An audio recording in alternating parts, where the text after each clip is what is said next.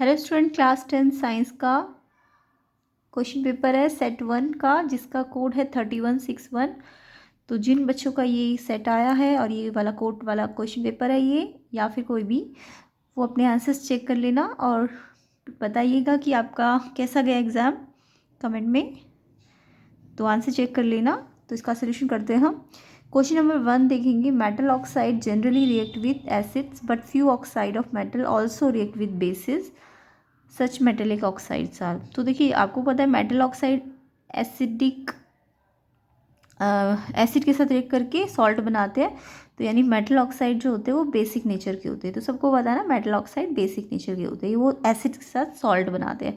But कुछ oxide जो होते हैं वो एसिड के साथ तो रिएक्ट करते हैं, ये बेसिस के साथ भी रिएक्ट करते हैं। मतलब वो दोनों तरह बिहेव करते हैं, एसिड की तरह भी और बेस की तरह भी, है ना। अगर एसिड के साथ रिएक्ट करते हैं तो वो मेटल ऑक्साइड बेसिक होते हैं, और अगर बेस के साथ रिएक्ट करते हैं तो वो एसिडिक होते हैं। ठीक है, तो यानी इस टाइप के ऑक्साइड को हम क्या कहते हैं, हमने पढ़ा हुआ है, एम्फोटेरिक ऑक्साइड कहते हैं। तो एम्फोटेरिक ऑक्साइड जिंक का ऑक्साइड होता है और एल्यूमिनियम का होता है, यानी वो एसिड और बेस दोनों के साथ रिएक्ट कर सकता है और सॉल्ट बना सकता है। तो यानी कि हमसे एक तरह से एम्फोटेरिक ऑक्साइड पूछ रहे हैं, एम्फोटेरिक ऑक्साइड। तो जिंक ऑक्साइड और एल्यूमिनियम ऑक्साइड ये एम्फोटेरिक होते हैं, एसिड की से भी रिएक्ट करते हैं और बेस से भी, यानी एसिडिक भी हो सकते हैं और बेसिक भी हो सकते हैं दोनों। ठीक है, तो इसका आंसर देखिए, एम्फोटेरिक ऑक्साइड कौन कौन से दिख रहे हैं यहाँ पे, जिंक ऑक्साइड और एल्यूमिनियम, सेकंड और थर्ड। तो सेकंड और थर्ड कौन सा ऑप्शन था, बी ऑप्शन था। तो जिसका बताइएगा कि आपने कौन सा ऑप्शन लगाया। नेक्स्ट क्वेश्चन देख लेते हैं।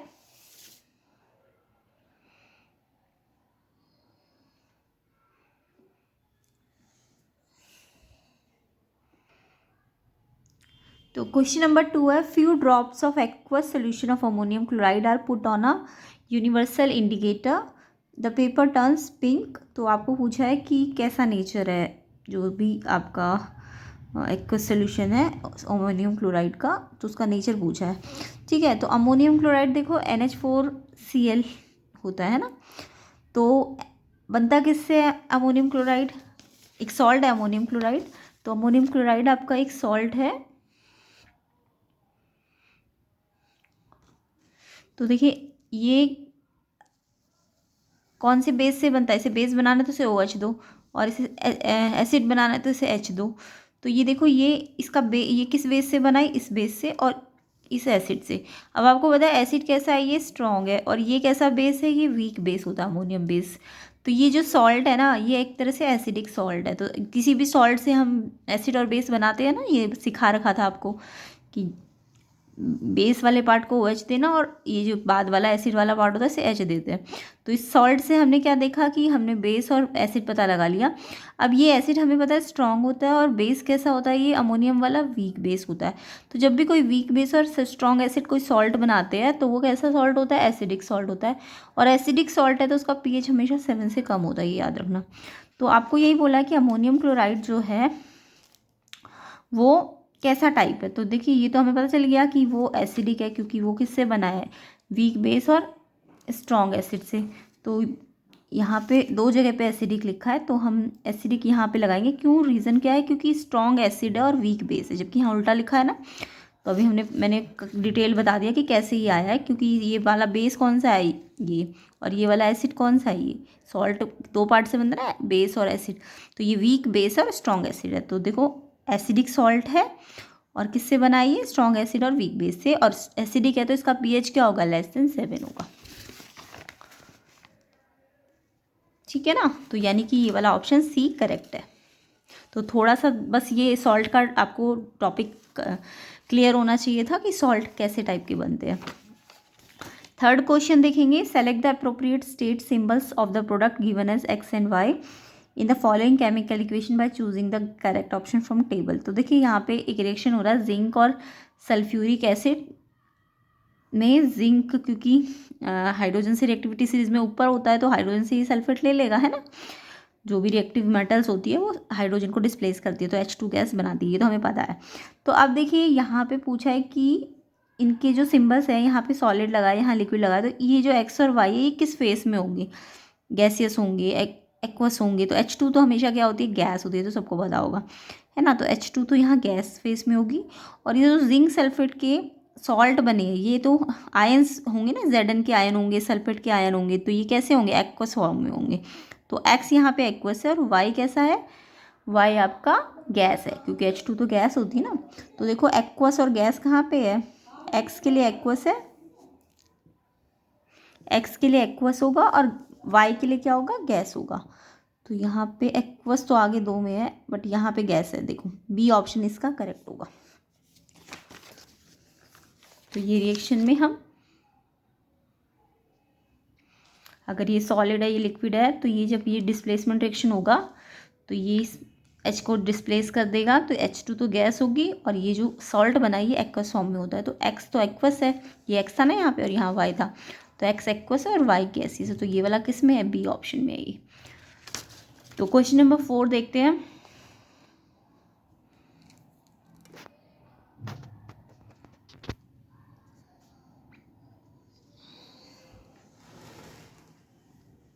क्वेश्चन नंबर 4 में 2 सॉल्ट है X and Y dissolve in water separately, when phenolphthalein is added to these two solution the solution X turn pink and solution Y does not show any change in color। तो आपको पता है phenolphthalein एक indicator होता है ना, जो बताता है कि एसिड है या बेस है कोई भी चीज़। तो आपको पता है phenolphthalein का कलर जो होता है वैसे वो कलरलेस होता है, बट वो पिंक कलर कब देता है, जब उसे बेस सोल्यूशन में डालते हैं। ये phenolphthalein का इंडिकेटर का आपके कलर चेंज पता होने चाहिए। तो पिंक कलर कब देता है phenolphthalein, जब वो बेस में होता है, और जब वो चेंज कलर कब नहीं करता, जब वो किसी एसिडिक सोल्यूशन में डालते हैं हम उसको। तो यहाँ पे X यानी कि बेस होना चाहिए और Y क्या होना चाहिए, एसिड होना चाहिए, क्योंकि फिनोफ्थलीन X के साथ तो पिंक कलर दे रहा है, नहीं बेस के साथ, तो X बेसिक होगा और Y कैसा होगा, एसिडिक होगा। तो अब आप सोचो ये सारे आपको यहाँ पे ना सॉल्ट कहीं कहीं पे सॉल्ट भी बना के दे दिए है और कहीं कहीं पे बेस भी है, ये बेस है। तो आपको ये तो पता चल गया कि X कैसा होना चाहिए, पिंक है तो यानी कि वो बेसिक होना चाहिए X, और Y कैसा होना चाहिए, एसिडिक होना चाहिए। तो अब जैसे कि यहाँ पे आपको दिख रहा है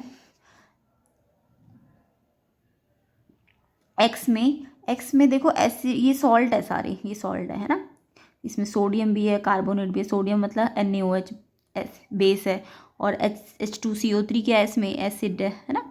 तो ये सॉल्ट में से एसिड और बेस, अभी मैंने थोड़ी देर पहले आपको बताया, इसको OH देना, इसको H देना, तो ये NaOH बन जाएगा, ये H2CO3 बन जाएगा। फिर ऐसी NaOH और H2SO4, NH4OH अमोनियम हाइड्रोक्साइड और HCl गैस, HCl क्या हो जाएगा, acid. NaOH acid, sorry NaOH क्या होता है, बेस, और HNO3 बन जाएगा। इस वाले को OH देते हैं और इस वाले को H देते हैं। तो यानी कि सॉल्ट में हम पता लगा सकते हैं ना कि कौन एसिड है और कौन बेस है। तो हमें क्योंकि X पता चल गया कि X बेसिक होना चाहिए, देखो ये समझ लो, क्योंकि फिनोफ्थलीन है, अगर पिंक कलर दे रहा है तो ऑब्वियसली X क्या होना चाहिए, बेस होना चाहिए, और अगर चेंज नहीं कर रहा Y के साथ तो Y क्या होना चाहिए, एसिडिक होना चाहिए। तो हमें ऐसा सॉल्ट ढूंढना है X में जो कैसा हो, बेसिक हो, क्योंकि X तो बेस है, हमें पता चल गया। तो यहाँ पे देखो अगर हम सारे X को देखें, अगर हम सारे X को देखें तो यहाँ पे हमको कैसा एसिडिक सॉल्ट चाहिए ना, क्योंकि सॉरी बेसिक सॉल्ट, X क्योंकि बेस है हमारा, तो हमें बेसिक सॉल्ट चाहिए। तो यहाँ पे देखो NaNH4 Na, ये सारे कैसे कैसे बेस है, स्ट्रॉन्ग बेस है ना, बस अमोनियम को छोड़ के। Na क्या सा बेस होता है, स्ट्रॉन्ग बेस होता है। अब हमें एसिड कैसा ढूंढना है, क्योंकि हमें एसिड बेसिक सॉल्ट बनाना है, क्योंकि X को बेसिक होना पड़ेगा। तो अगर हमें बेसिक सॉल्ट बनाना है तो जो एसिड है वो वीक होना चाहिए। तो एसिड तो बाद में आता है ना, ये वाला जो बाद वाला पार्ट होता है वो एसिड वाला पार्ट होता है। तो इसमें से देखो ये H2CO3 होगा, तो ये कैसा है, वीक एसिड है। SO4 H2SO4 से आता है, तो ये आपका स्ट्रॉन्ग एसिड है, ये भी स्ट्रॉन्ग एसिड है, HCl से आएगा। HNO3 भी आपका स्ट्रॉन्ग एसिड है, नाइट्रिक एसिड। तो यहाँ पे तीनों में तो आपके देखो ये एसिडिक पार्ट जो है बाद वाले वो कैसे है, ये स्ट्रॉन्ग एसिड है, जबकि CO3 वाला H2CO3 कार्बोनिक एसिड, ये कैसा एसिड है, वीक एसिड है। तो अगर हम X को देखें तो हमें जो Na2CO3 है सिर्फ वो ही ऐसा मिला है, Na2CO3, जो कि जिसमें बेस तो स्ट्रॉन्ग है बट एसिड कैसा है, वीक है। ठीक है, समझ आ गया। तो स्ट्रॉन्ग हमें बेसिक ये सॉल्ट कैसा होना चाहिए, बेसिक होना चाहिए, तभी तो वो पिंक कलर देगा फिनोफ्थलीन उसके साथ, है ना, क्योंकि फिनोक्सिलिन पिंक कलर बेस के साथ देता है। तो ये जो भी सॉल्ट है एक्स की साइड में थे जितनी भी, उनमें से यही वाला एक ऐसा सॉल्ट है जिसमें NaOH है और H2CO3 है, यानी स्ट्रॉन्ग बेस है, वीक एसिड है, जिसके कारण इसका नेचर कैसा हो जाएगा, बेसिक हो जाएगा। और दूसरी जगह वाई कैसा होना चाहिए, एसिडिक। तो आप यहाँ पे देखिए एसिडिक कब होगा, जब वीक बेस और स्ट्रॉन्ग एसिड होगा, तभी तो एसिडिक सॉल्ट आएगा। तो आप सोचो यहाँ पे इसमें से कौन सा बेस वीक है।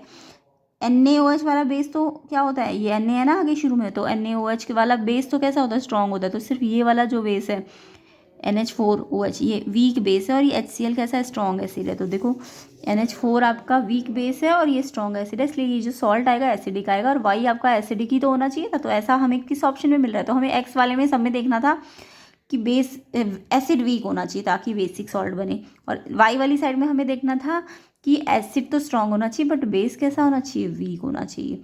तो यानी हमें एसिडिक चाहिए था ना वाई। पहले तो हमने ये पता लगाना है कि ये बेस पिंक बेस के साथ देगा और एसिड के साथ ये कलर चेंज नहीं करेगा। तो एक्स बेसिक होना चाहिए, तो बेसिक सॉल्ट सोचो कैसे बनेगा, एसिडिक सॉल्ट सोचो कैसे बनेगा। तो इस कुल मिला के ऑप्शन क्या होगा, ए। तो किस किस को ये क्वेश्चन समझ आया और किस किस का ठीक गया है, ये कमेंट करके बताइएगा। आगे देखेंगे question number 5। In the given diagram of A close stomata, ये स्टोमेटा का डायग्राम है। 1 2 3 4 आपको बताने क्या क्या चीज़ें हैं। तो सबसे पहले तो आपको पता होना चाहिए E1 क्या है। देखो E1 न्यूक्लियस के जैसा है, बट यहाँ पे छोटे छोटे डॉट और भी बने हुए। तो देखो जो कम होते हैं, यानी एक ही है, तो वो तो न्यूक्लियस होगा पक्का, है ना। तो ये सर्कल वाला ज़्यादातर कैसा होता है, ये न्यूक्लियस होता है। तो न्यूक्लियस आपको दो ऑप्शंस में दिख रहा है ना। तो यहाँ पे देखो एक बड़ा वाला डॉट है और बाकी छोटे छोटे डॉट है। तो न्यूक्लियस तो एक ही होता है ना, तो ये तो बहुत सारे छोटे डॉट, तो यानी न्यूक्लियस तो 1 नंबर है। 1 नंबर पे क्या है, न्यूक्लियस है। तो आगे 1 था ना, तो आगे न्यूक्लियस तो आना ज़रूरी है। तो यानी कि A और B तो में से कोई एक होगा आंसर। उसके बाद आपको देखना है अगर 3 की बात करें तो 3 क्या होता है, ये जो 3 अंदर होता है ये वैक्यूल होता है। तो 3 नंबर पे वैक्यूल किस किस में, इसमें भी है इसमें भी है। तो देखो बट इसमें वैक्यूल तो है बट न्यूक्लियस, इसमें वैक्यूल है बट न्यूक्लियस नहीं आगे, है ना। 1 नंबर पे न्यूक्लियस पक्का है, ये तो हमें पता है एक है ना, और ये छोटे डॉट तो बहुत सारे हैं। तो ये 1 नंबर पे न्यूक्लियस है, ये कन्फर्म्ड हो गया। 3 नंबर पे वैक्यूल है, ये भी कन्फर्म्ड हो गया। तो इस हिसाब से यही वाला आंसर होगा, क्योंकि न्यूक्लियस सिर्फ इसी में है। वैसे तो 2 में है बट ये वाला क्यों लिया हमने, क्योंकि यहाँ पे वैक्यूल भी है। आपको दिख रहा है ना 3 नंबर पे वैक्यूल आया, यहाँ पे 4 नंबर पे आया वैक्यूल, तो इसलिए हमने बी आंसर होगा। उसके अलावा ये जो बहुत सारे हैं छोटे छोटे डॉट, ये 2 क्लोरोब्लास्ट होंगे, और ये जो अंदर बने हुए ये गार्ड सेल्स होंगे। तो 1 पे न्यूक्लियस, 2 पे क्लोरोब्लास्ट, 3 पे वैक्यूल, 4 नंबर पे गार्ड सेल। तो पता लगाने का तरीका समझ आ गया, ये समझ लो, या तो वैक्यूल को पकड़ लो, 3 नंबर वाला ये वैक्यूल है। तो सोचो 3 नंबर पे वैक्यूल कहाँ है, इन दोनों में, है ना। उसके बाद न्यूक्लियस को पकड़ लो। न्यूक्लियस देखो, न्यूक्लियस हमारा ये है, क्योंकि ये छोटे डॉट तो बहुत सारे हैं, तो न्यूक्लियस तो एक ही होगा ना। तो ये न्यूक्लियस या तो ये वाला या ये वाला है। तो इन दोनों न्यूक्लियस और वैक्यूल के हिसाब से कौन सा करेक्ट आंसर होगा, बी आंसर। ठीक है, ऑर्डर में। क्वेश्चन नंबर 6 देखेंगे। Walking in a straight line and riding a bicycle are the activities which are possible due to the part of the brain. Choose the correct location and name of this part from the given table. तो आपको पूछा है कि कौन सा है straight line में चलने में जो हेल्प करता है, राइडिंग बाइसिकल में हेल्प करता है। तो ये है हमारा सेरेबिलम और हिंड ब्रेन। सी ऑप्शन इसका करेक्ट होगा। नेक्स्ट क्वेश्चन देखते हैं। A student want to obtain an erect image of an object using a concave mirror of 10 centimetre focal length. What will be the distance of the object from mirror. तो देखो ये concave mirror है, आपको पता है concave mirror real image भी बनाता है और वर्चुअल इमेज भी बनाता है, और वर्चुअल इमेज हमेशा इरेक्ट होती है। तो आपको इरेक्ट बोल दिया ना यहाँ पे। तो वर्चुअल इमेज सिर्फ एक ही केस में बनती है जब बिहाइंड द मिरर बनता है। इमेज बिहाइंड द मिरर कब जाती है, वर्चुअल एंड इरेक्ट होती है ना, जब बिहाइंड द मिरर होती है।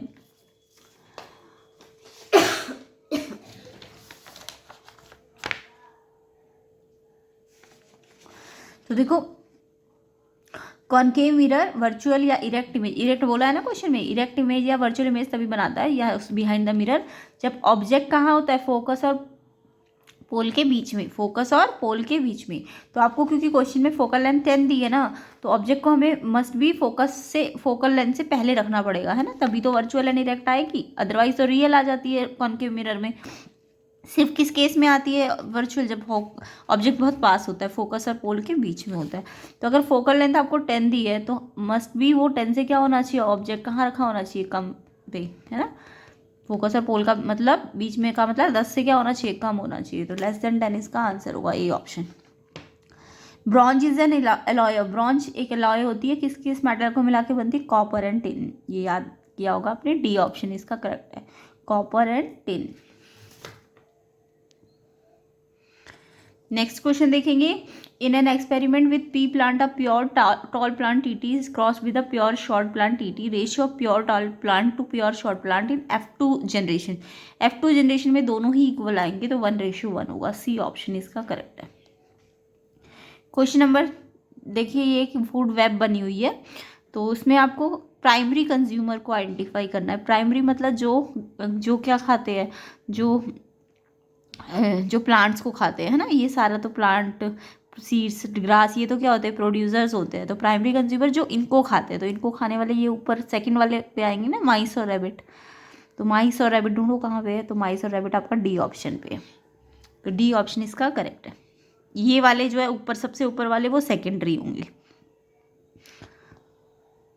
क्वेश्चन नंबर 11 देखेंगे। Choose the correct order of the stages of binary fission in Leishmania. Leishmania में बाइनरी फिशन का करेक्ट ऑर्डर लगाना है आपको। तो सबसे पहले तो देखो, हमें देखना है कि सबसे पहले तो इसमें एक ही न्यूक्लियस होगा, सिंगल न्यूक्लियस होगा, है ना। यानी कि ये तो बिल्कुल ये तो फर्स्ट नंबर पे ही आएगा। फिर उसके बाद इसका न्यूक्लियस हल्का हल्का डिवाइड होगा। डिवाइड देखो, हल्का हल्का डिवाइड यहाँ पे भी हो गया और यहाँ पे भी हो गया। नहीं, यहाँ पे यहाँ पे तो ज़्यादा दूर चला गया, यहाँ पे थोड़ा आस पास है ना। तो इसके बाद ये आना चाहिए या ये आना चाहिए, है ना, क्योंकि यहाँ पे अभी पास पास ही है ये।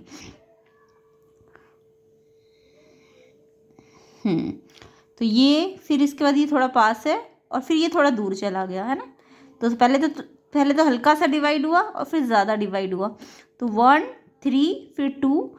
अब ये देखो, यहाँ पे और यहाँ पे सेम ही दिख रहा है आपको, लेकिन यहाँ पे देखो ये 2 पार्ट्स में स्प्लिट भी हो गया, यहाँ से यहाँ पे नहीं हुआ था। तो ये इसके बाद आएगा, यानी कि 1 3 2 फिर ये आएगा और फिर लास्ट में ये दोनों न्यूक्लियस ही अलग अलग चले जाएंगे, तो ये 4th लास्ट में आएगा।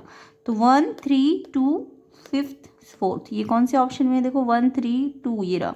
बी आंसर इसका करेक्ट है। तो आप बताना कमेंट में कि ये आपने लगाया कि नहीं, बी आंसर इसका करेक्ट है। क्वेश्चन नंबर 12 देखेंगे। Consider the following chemical equation 1 and 2। तो ये देखिए, ये एक केमिकल इक्वेशन है और एक ये केमिकल इक्वेशन है। अब इसमें से पूछा गया कि कौन सी किस टाइप का रिएक्शन है, डिस्प्लेसमेंट, डिकम्पोजिशन की डिस्प्लेसमेंट, डबल डिस्प्लेसमेंट। तो आपको ये तो चेक करना तो आता ही है ना, रिएक्शन किस टाइप का है। तो देखो अगर हम Mg+2HCl को देखें अगर, तो यहाँ पे Mg के पास Cl चला गया ना और H सेपरेट हो गया, तो ये तो सिंगल डिस्प्लेसमेंट हुआ है, सिर्फ Mg ने Cl को लिया है ना। तो ये डिस्प्लेसमेंट रिएक्शन है। और यहाँ पे हम देखें तो Na में भी Cl गया है, NaCl, और H और OH भी इकट्ठे हुए H2O। तो यहाँ भी डिस्प्लेसमेंट हुआ और यहाँ भी डिस्प्लेसमेंट हुआ है, तो ये डबल डिस्प्लेसमेंट है। ओके, तो यहाँ जब सिंगल आयन का एक्सचेंज हुआ तो डिस्प्लेसमेंट, और यहाँ पे इसने भी एक्सचेंज किया और इसने भी एक्सचेंज किया है, तो ये डबल डिस्प्लेसमेंट है। तो फर्स्ट डिस्प्लेसमेंट और सेकंड डबल डिस्प्लेसमेंट है, तो ये आंसर आपका बी ऑप्शन में था। ठीक है, बी ऑप्शन में, क्योंकि फर्स्ट ऑप्शन में तो आपको सेकंड को डीकम्पोजिशन बोल दिया, ये डीकम्पोजिशन थोड़ी ना है। तो बी ऑप्शन इसका करेक्ट है।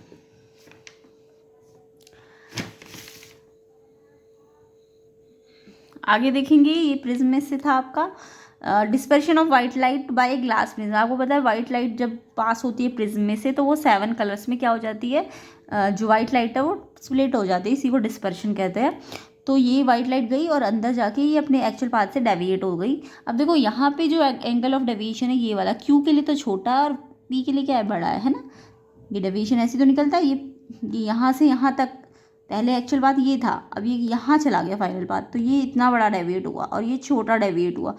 ठीक है, तो आपको पता है सबसे कम डेविएट कौन सा होता है, जो जिस सबसे कम डेविएट हुआ है ना, ये वाला क्यू। देखो क्यू में है ना, ये यहाँ से यहाँ तक किस में है, क्यू में है।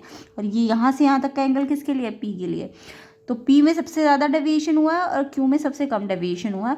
और सबसे कम डेविएशन आपको पता है रेड कलर का होता है। तो अगर हम विबग्योर को चेक करें, अगर हम देखें तो पी में मोस्ट डेविएशन हुआ, यानी डेविएशन एंगल सबसे ज़्यादा दिख रहा है हमें, क्यू में सबसे कम डेविएशन दिख रहा है। और विबग्योर, आपको सबको पता होगा विबग्योर के अकॉर्डिंग वी सबसे कम डेविएट होता है, रेड कलर जो होता है वायलेट कलर सबसे कम डेविएट होता है, ठीक है ना। और सॉरी उल्टा लिख दिया मैंने, हाँ ठीक है। पी आपका सबसे ज़्यादा डेविएट हुआ है, सबसे बड़ा एंगल बनाया, और क्यू ने सबसे छोटा एंगल बनाया है। तो पी तो आपका मोस्ट डेविएट हुआ है और क्यू आपका लीस्ट डेविएट हुआ है। लीस्ट डेविएट का मतलब ये रेड कलर है, सबसे कम डेविएट कौन सा कलर होता है, रेड कलर की वेवलेंथ। तो रेड कलर हमारा क्यू है, और पी सबसे ज़्यादा डेविएट हुआ है, यानी वी सबसे ज़्यादा डेविएट होता है। वायलेट सबसे जल्दी बिखर जाता है ना, इसलिए डेंजर सिग्नल वगैरह सब रेड कलर के बनते हैं, क्योंकि वो सबसे कम डेविएट होता है। तो सबसे कम डेविएट मतलब क्यू क्या है, रेड होगा, ये रेड होगा, और ये पी क्या होगा, वायलेट होगा। तो पी वायलेट होगा, क्यू रेड होगा, क्योंकि रेड का एंगल बड़ा दिख रहा है, वायलेट वाला एंगल छोटा दिख रहा है ना। तो यानी कि वायलेट और रेड, पहले पी था ना क्वेश्चन में, तो वायलेट पहले आएगा, क्यू बाद में था, तो रेड, वायलेट एंड रेड। तो इसका आंसर क्या है, violet and red, B option.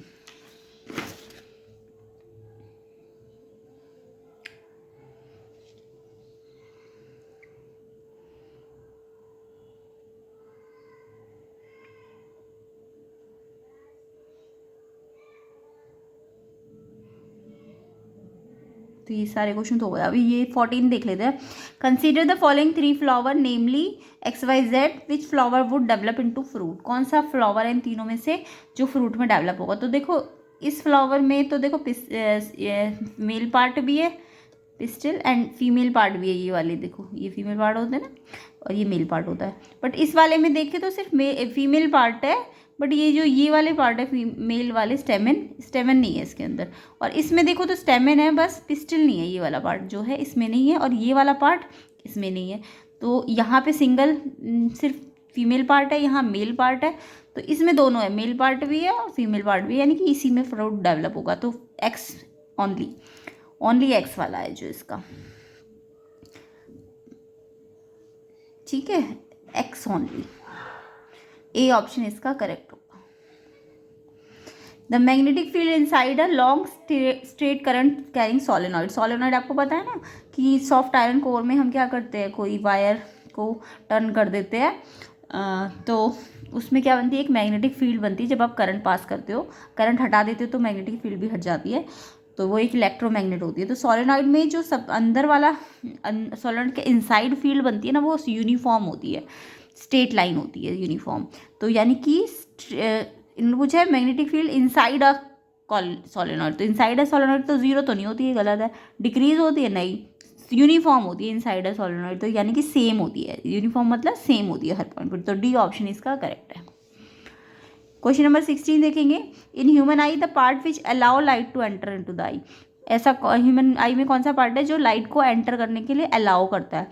तो देखो लाइट को अलाउ तो कॉर्निया करता है, हाँ, कंट्रोल जो होता है वो प्यूपिल करता है। लाइट को कंट्रोल बोलते हैं ना, तो प्यूपिल होता, अमाउंट ऑफ लाइट कितना आना चाहिए वो प्यूपिल होगा, बट अलाउ कौन करता है, कॉर्निया। तो डी ऑप्शन इसका करेक्ट होगा। क्वेश्चन नंबर 17 to 20 आपके एजर्शन रीजन थे। तो यहाँ तो पता ही होगा एजर्शन की 4 स्टेटमेंट्स होती है।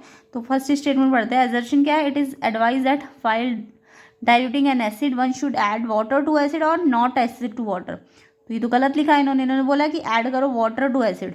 अगर वाटर एसिड में डालेंगे तो वो एक्सोथर्मिक रिएक्शन हो जाएगा ना, तो वाटर टू एसिड नहीं डालना चाहिए। इन्होंने बोला है वाटर टू एसिड डालना चाहिए और एसिड टू वाटर नहीं डालना चाहिए, जबकि उल्टा होता है ना, एसिड को पानी में मिलाना चाहिए, ना कि वाटर को पानी में। तो इन्होंने उल्टा लिख दिया, वाटर टू एसिड होना चाहिए, एसिड टू वाटर नहीं होना चाहिए। तो फॉल्स लिखा हुआ है ना, तो ये फॉल्स है एजर्शन।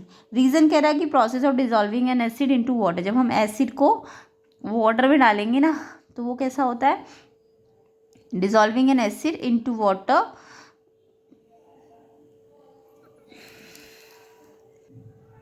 ठीक है। तो यानी कि ये तो फॉल्स ही लिखा है कि वाटर को एसिड में नहीं डालना चाहिए, वो तो इन्होंने लिखा है वाटर को एसिड में डालना चाहिए, एसिड को वाटर में नहीं, तो जबकि उल्टा है, एसिड को वाटर में डालना चाहिए ना कि वाटर एसिड में।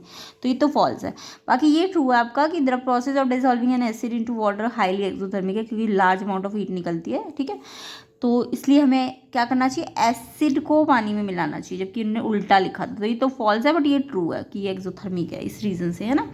तो यानी कि एजर्शन फॉल्स है आपका और रीज़न ट्रू है। तो जब भी ऐसा हो एजर्शन फॉल्स हो और रीज़न क्या हो, ट्रू हो, एजर्शन फॉल्स हो और रीज़न ट्रू हो तो डी ऑप्शन होता है आपका, है ना, डी ऑप्शन है ना, एजर्शन फॉल्स और रीज़न ट्रू। इसके बाद नेक्स्ट क्वेश्चन देखेंगे। एजर्शन है आपका, the energy which passes through the herbivores does not come back to autotroph. Yes, autotroph से अगर हर्बीवोरस को एनर्जी पास हो गई ना तो वापस वो एनर्जी ऑटोट्रॉफ को नहीं जाएगी। रीज़न यही है कि वो जो हमारी फूड चेन होती है ना वो यूनी डायरेक्शनल होती है, यानी कि वो एक ही डायरेक्शन में चलती है। अगर एनर्जी एक लेवल से दूसरे लेवल पे चली जाएगी ना तो वो वापस नहीं आएगी, ठीक है। तो यानी कि ये सही कह रहा है, एनर्जी जो हर्बीवोरस पे चली गई वो वापस ऑटोट्रॉफ को नहीं मिलेगी, ट्रू है ये। और रीज़न भी सही बता रहा है, फ्लो ऑफ एनर्जी, क्योंकि यूनी डायरेक्शनल होता है। Yes, flow of energy unidirectional होता है, इसलिए वापस भी नहीं आ रही है एनर्जी, है ना। तो ये एक्चुअल में ये लाइन एजर्शन को एक्सप्लेन भी कर रही है। तो जब ये भी ट्रू है और ये भी ट्रू है और एक्सप्लेनेशन भी ट्रू है तो आंसर क्या होता है? आंसर होता है आपका ए ऑप्शन। नेक्स्ट क्वेश्चन देखेंगे।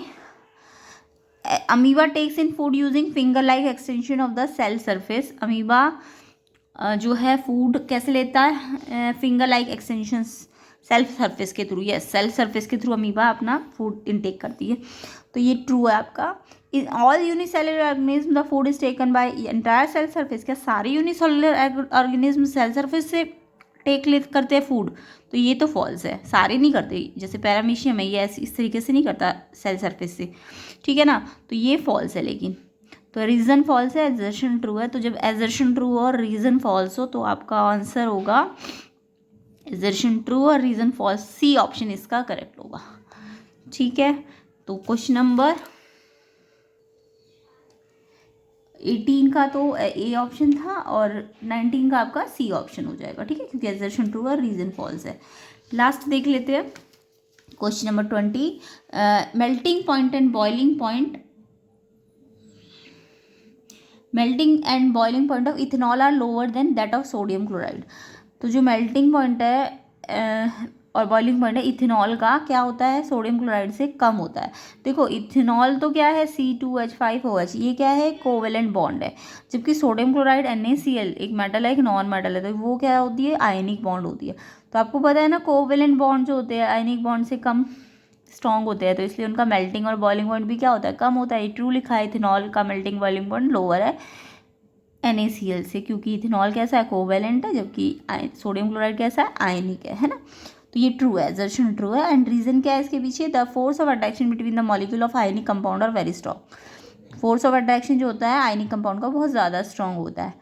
तो ये रीज़न भी एक तरह से ट्रू भी है और एक्सप्लेनेशन भी दे रहा है कि क्यों इसका मेल्टिंग पॉइंट कम था, क्योंकि आयनिक कंपाउंड का फोर्स ऑफ अट्रैक्शन क्या होता है? बहुत ज़्यादा होता है, जिसके कारण कोवेलेंट कंपाउंड का कम है अगर, तो उसके मेल्टिंग बॉइलिंग पॉइंट भी कम होंगे। तो एजर्शन ट्रू भी है, रीज़न भी ट्रू है और एक्सप्लेनेशन भी ट्रू है। तो यानी कि तो जब ऐसा होगा तो आंसर क्या होगा? ए ऑप्शन होगा। तो इसमें से एजर्शन रीज़न में से फर्स्ट का डी है, सेकंड का ए है, थर्ड का सी है एंड लास्ट वाले का ए है, ठीक है। तो आई होप ये क्वेश्चन आपको डिटेल्ड करवा दिए मैंने, तो ये आपको समझ आए होंगे। एंड आगे का जो इसका सेक्शन है, सेक्शन बी, सेक्शन सी, वो आपको इसी चैनल में मिल जाएगा। तो वीडियो को लाइक कर देना, शेयर कर देना, सब्सक्राइब कर देना चैनल को। और नेक्स्ट पार्ट के लिए और जितने भी सेट्स हैं उनके लिए, उनके सोल्यूशन के लिए आप चैनल के पेज पे जा सकते हैं एंड डिस्क्रिप्शन में भी चेक कर सकते हैं। तो ये बताइएगा कि कैसा गया आपका एग्ज़ाम और कितने आपके अभी तक के ठीक आंसर आए हैं।